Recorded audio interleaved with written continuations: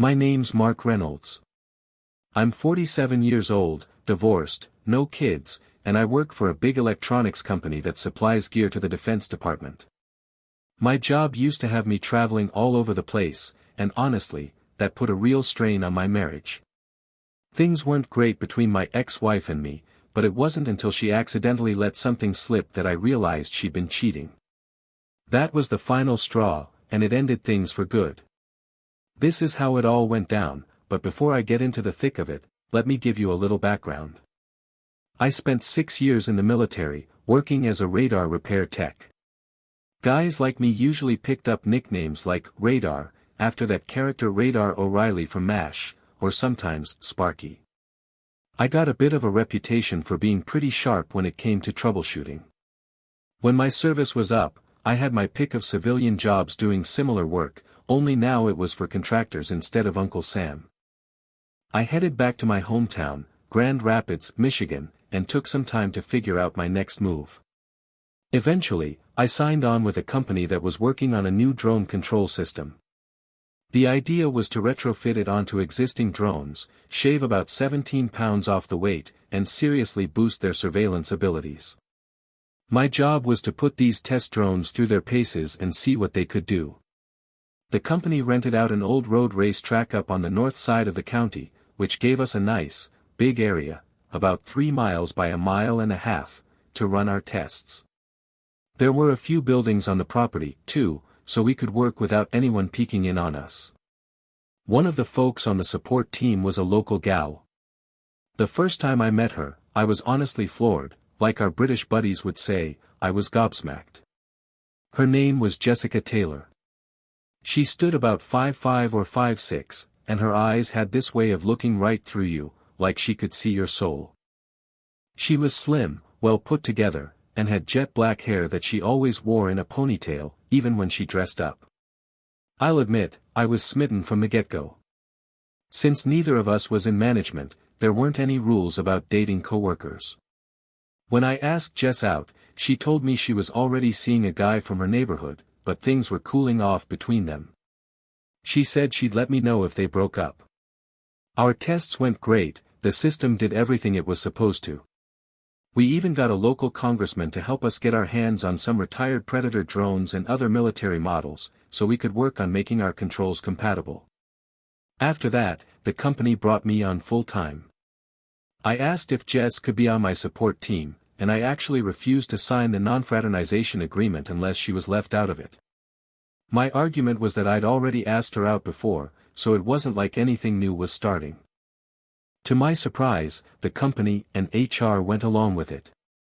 Once we'd finished converting the drones, I got sent out to White Sands Missile Range in New Mexico to give a demo to a joint military group. There were folks from the Army, Navy, Marines, and even the Coast Guard. Jess came along for the trip, and by then, she'd agreed to go out with me a few times. We discovered we both enjoyed dancing, live theater, and camping. Up to that point, though, things hadn't gotten physical between us. The demo went off without a hitch, but the military brass said they weren't interested, so we figured we'd struck out. On the flight back to Grand Rapids, I was feeling pretty low, and Jess did her best to lift my spirits. We ended up talking for almost the whole 5-hour flight. When we landed, out of the blue, Jess asked if I wanted to be her one and only. That caught me off guard, since up until then, she'd acted like she was only interested in a few casual dates. Heck, even when we went camping, it was always with a group, and we'd sleep in separate tents. When Jess asked if I wanted to be her one and only, I told her I'd be over the moon to have her as my exclusive, and I wanted her to be mine, too. Still, I felt I should warn her, given how shaky things looked with the current project, there was a real chance I might be out of a job once it wrapped up. She just shrugged it off, like it didn't matter to her at all. From that moment on, we started dating seriously. Not long after, the company surprised me with a long-term contract, making me their chief test supervisor. With that bit of security and our relationship going strong, I decided to pop the question. Jess said yes. We tied the knot in the little church I'd always gone to, surrounded by her family, the few relatives I had left, since my parents and older brother had already passed, and a bunch of our friends and co-workers. For our honeymoon, we spent 2 weeks camping along the Appalachian Trail. It was an amazing adventure, and by the time we got back to Grand Rapids, we were both exhausted, filthy, and happier than ever. Reality hit hard that first Monday back at work. Jess got reassigned to another department because my team was being cut down to just me and the secretarial staff. The company decided to put the drone control project on hold until the military got back to us, so they shuffled people around. My new assignment was to help design a tiny drone, something about the size of a robin, but with a camera and satellite control. That project came with a whole new set of headaches, and I started putting in some serious overtime. Jess wasn't thrilled about that. Like most couples, our love life started out pretty wild, then settled into a comfortable routine, 3 or 4 times a week for a few years. Neither of us minded, we both seemed content with how things were going. About a year after that New Mexico trip, the company landed a big contract with the Coast Guard to retrofit a couple dozen Predator drones for rescue missions and drug busts at sea. We also got a deal with the Border Patrol for similar work on land. I was put in charge of overseeing all of it, and let me tell you, I was stretched about as thin as a guy can get. 2 years into our marriage, Jess left the company to take a job as a personal assistant to one of the vice presidents at a local firm. She said she wanted to branch out and try something new. I met her new boss, Greg Foster, and right away, I just didn't like the guy. I couldn't put my finger on it, and I couldn't really explain it to Jess or even myself, but something about him rubbed me the wrong way. Back at home, the stress from work and all those long hours started to take a toll on us. Jess wanted me to be more excited about her new job and also wanted me to slow down before I burned myself out. I was always tired, cranky, and, to be honest, I snapped at Jess a couple of times over nothing. That led to me sleeping in the spare bedroom for a while. Eventually, I had a talk with my boss and got enough help at work to cut back on the overtime. Things at home started to look up, and I really thought we were back on track. Jess was happy to hear my work situation had improved, and she took it as a sign that I'd be happier at home, too. She was right. I apologized for my bad attitude and did everything I could to make it up to her. Before long, we were back to sharing a bedroom and enjoying a good, close relationship for the next few years. The mini drone project turned out to be a hit, getting picked up by several state and local police departments, not to mention a handful of those federal agencies with all the letters in their names. I got promoted, landed a hefty raise, and even scored some stock options and a nice bonus. But I noticed Jess had a way of burning through money, so I decided to have my raise, bonus, and stock options sent to a separate account at a different bank, just in my name. I even set up a P.O. box at the post office for the paperwork. On top of that, I convinced Jess we should file our taxes separately, since it saved us a good chunk of change. Like I mentioned at the start, my new role meant I was traveling a lot for work. All that traveling for work started to stir up trouble at home again. Jess was pretty upset whenever I had to skip out on her company's events because I was out of town for business. That chilly vibe between us dragged on for over a year, until my boss finally pulled me aside and insisted I take a month off to recharge and get my head straight. The timing couldn't have been better. Jess had some vacation time coming up, and since it lined up with our wedding anniversary, she agreed to a 3-day camping trip up in the great north woods of Michigan's Upper Peninsula. The week before we left, I started noticing a bunch of things I'd been ignoring. Jess was dressing a lot more provocatively for work, and her boss Greg kept calling the house in the evenings. Whenever he did, Jess would disappear into the spare bedroom, shut the door, and talk to him in private. Our sex life had become almost non-existent, and when it did happen, it was like Jess's old spark was just gone. I brought all this up to her, and she absolutely lost it. She blew up at me, and I ended up spending the last few nights before our trip sleeping on the roll-out bed in the spare room. That's when I decided to give Jess a little taste of her own medicine. When it came time to pack for the trip, I swapped out the big tent and double sleeping bag for 2 one-man survival tents and 2 single sleeping bags. Jess didn't notice a thing. The weekend rolled around, and we hit the road for the up around noon, facing a 6.5-hour drive from Grand Rapids. We crossed the Mackinac Bridge, folks around here call it the Mighty Mac, at about 3:45. We still had another hour or two to go before reaching the campsite, so we decided to stop for the night in St. Ignace. Since we hadn't booked ahead, the only room left had 2 queen beds. Jess got mad when I claimed one of the beds after she'd already turned down the other. Dinner that night at a local spot was about as cold as it gets. Back at the motel, I took a shower and went straight to bed. Jess was still fuming and itching for a fight. I'd finally had enough of her attitude and let her have it.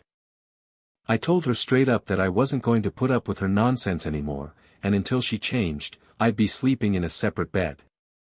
Jess wanted to know how that was supposed to work at the campsite. I just told her, already taken care of. She shot me a glare and turned off the lights. I could hear her crying softly, but honestly, I was so angry and disappointed that I didn't feel like comforting her. The next morning, we drove the last 2 hours to the campsite in total silence. When we arrived, I handed Jess her own tent and sleeping bag, and she just lost it. She screamed at me, "What gives you the right to treat me like this?" I fired right back, "The same right you have to keep me out of our bed. Did you ever stop to think about that? Can you even answer me? The truth is, you've turned into someone I can hardly stand to be around. When we get back home, you're the one sleeping on the rollout." Jess looked embarrassed and turned away, mumbling something under her breath. That's when I heard the words that shattered our marriage. She muttered, just loud enough for me to catch it, "Greg has never kicked me out of the bed." That was it, I lost it. I grabbed all our gear, tossed it back in the car, and practically dragged Jess to the front seat. I got in, started the engine, and took off. Jess looked completely stunned and asked, "Where are we going?" I yelled, "As soon as we get a decent signal, you're calling your precious Greg and telling him to meet us in Cadillac.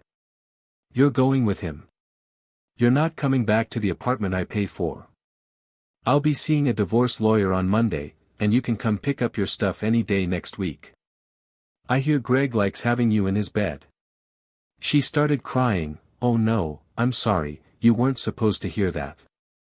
I just shook my head and said, "Well, I did hear it, and it's pretty clear you've spent plenty of time in Greg's bed, unless he's ever kicked you out to do you on the floor. Think about what you've thrown away here. I've never, not once, cheated on you. I let Jess have it. I told her straight up, you know, I've had women come on to me while I was out on the road, some tried to get me drunk, some just flat out invited me to their beds. But unlike you, I actually meant it when I promised to forsake all others.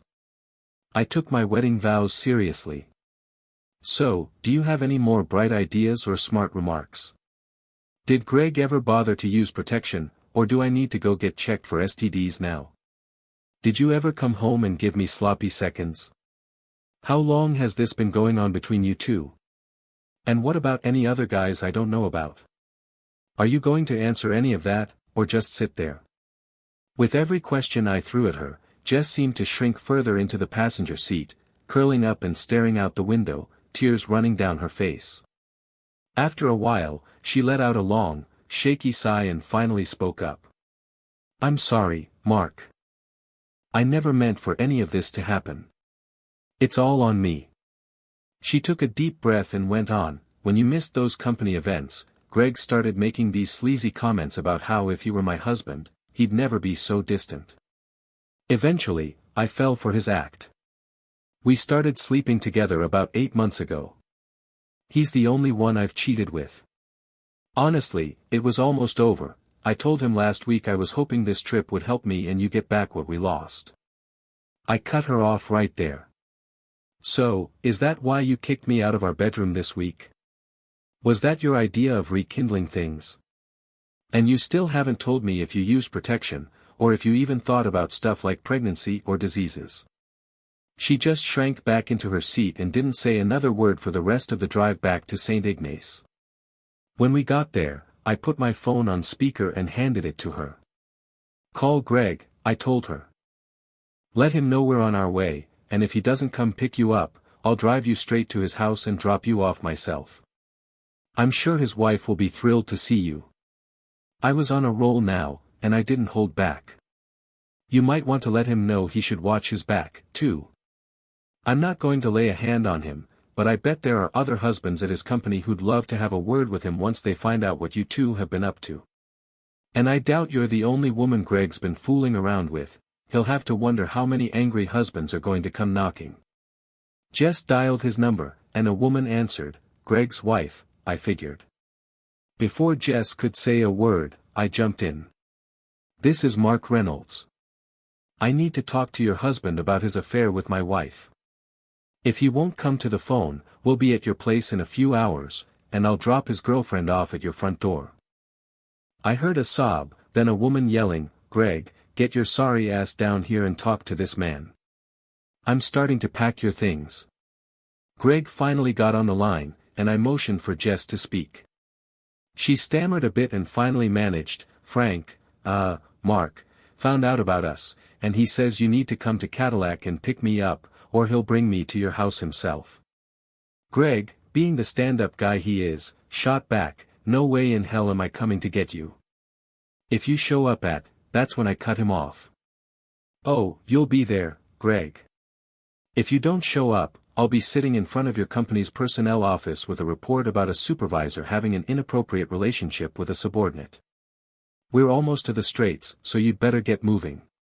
He tried to bluster, you can't prove anything. I told him, maybe not, but a lawsuit and a sexual harassment complaint from a spouse won't just get swept under the rug. Meet us at the Meyer parking lot on Boone Road in about 2 hours. If you're not there, your wife will get to meet mine and hear the whole story. Your call. Greg started yelling, you cheating woman, Jess, you've ruined my marriage. I cut in again, takes two to tango, Greg. And I'd bet if I subpoena your personnel records, I'll find other complaints about you. I could almost hear him deflate on the other end. Fine, you son of a bitch, I'll be there. As we got closer to Cadillac, Jess started begging me to let her stay in the apartment. She was crying, promising she'd do anything if I just let her come back. That just made me even angrier, and I let her have it with both barrels. You know what, Jess? If you actually cared about me, you would have been more supportive, more loving, and a whole lot more understanding. I never did anything to push you into someone else's arms. I was busting my tail at work because I wanted to give you a good life. It's not like I wanted to work those crazy hours, but that's what the job demanded. I'm not about to quit and take some job that pays less or has no future, just to be home more. If our marriage really meant that much to you, how do you explain what you did to blow it all up? Does forsaking all others mean anything to you at all? You've wrecked everything we had, Jess. You've probably ruined Greg's marriage, too. Is any of this sinking in? Jess was sobbing by then, and I just went quiet for the rest of the drive. When we finally pulled into Cadillac, I started to wonder if Greg was the kind of guy who might get violent, or if maybe I'd pushed him too far. He was already there, sitting in his car, looking like someone had just kicked his dog. I didn't feel a bit sorry for him. Jess tried to plead with me one last time, but I wasn't having it. I made her hand over her engagement ring and wedding band. She started wailing, but all I felt was this deep, empty sadness as I made her get out of the car.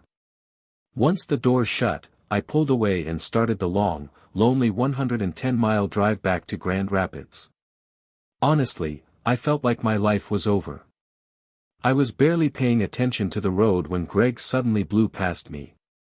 I guess he realized it was me, or maybe Jess told him, because I saw him take the exit at 17-mile road. After I passed that exit, I was still lost in my thoughts when, out of nowhere, another car slammed into the back of mine. I lost control, and according to the police report, my car rolled 4 times before finally landing upright in the median. I was knocked out cold and had to be airlifted to the trauma center. Turns out, I got off pretty lucky, just a nasty concussion and some burns from the seatbelt and airbags. The police didn't even bother trying to question me that night, and when they did come around the next day, it was like they already knew exactly what had happened and who was responsible. Turns out, they did. Jess had told them everything about Greg. When he got off at 17 Mile Road, it was just so he could let me pass, then he sped up and rammed my car from behind. Bad luck for Greg, though, something fell off my car and jammed up his steering, so he couldn't get away. The cops caught up with him and slapped him with a whole list of charges: reckless driving, speeding, reckless endangerment, and trying to flee the scene of a personal injury accident. His wife refused to bail him out, and Jess didn't even have enough money for a cab, so a kind police officer gave her a ride back to our apartment that I ended up spending another 2 days in the hospital. When they finally discharged me, there wasn't a soul waiting to pick me up. I had to call a cab to get back to the apartment. Honestly, I wasn't all that surprised by what I found when I walked in. Jess had cleared out everything she owned. Her cell phone, along with her apartment and car keys, were sitting right there on the kitchen table. Next to them was a note. The note read, "Frank, I know it probably doesn't look like it, but I'm ashamed of what I've done to you and to our marriage. I'm sorry for all the pain I've caused. I wish I could say we could fix this, but knowing you, I doubt that's possible. I'm going to stay with my parents for a while. If you decide to go through with a divorce, I'll be there for a few days. If that's what you want, I won't fight it. All I want, if we split, is what I've already taken from the apartment. I still love you, and even though I can't imagine you have any good feelings left for me, I hope you do. Jessica." After reading that, I got in touch with a friend of a friend who was an attorney. I had just served with divorce papers and also filed a lawsuit against their company for not enforcing their anti-fraternization policy. Greg got served too, both as a correspondent in the divorce and with a personal lawsuit. The divorce went through without any real trouble. Greg ended up pleading guilty and got sentenced to 5 years, with 3 of those suspended if he finished anger management and a sexual harassment program. He also got slapped with 10 years of probation. Both Jess and Greg lost their jobs. The company, wanting to make the lawsuit disappear, threw a hefty settlement my way, and I got promoted again at work. These days, I don't have to travel much, just the occasional local test, new hire training, or a military demo. Greg's wife divorced him too, and before he could even start his jail time, another angry spouse decided to teach him a lesson about chasing after married women. Greg spent over 6 weeks in the hospital and rehab. Jess still lives here in town and found work at a company that's all women. Every now and then, I'll spot her at the mall or the grocery store. I never go out of my way to talk to her, and aside from a sad little smile, she doesn't acknowledge me either. Tomorrow's a new day, and that's where I'll leave things for now. If you enjoyed this story, I'd appreciate it if you gave the video a thumbs up and left a comment below. Your support really helps the algorithm get my content out there. And if you're new to the channel, don't forget to hit that subscribe button, it helps me keep sharing more stories like this. Thanks for watching, and I'll catch you in the next one.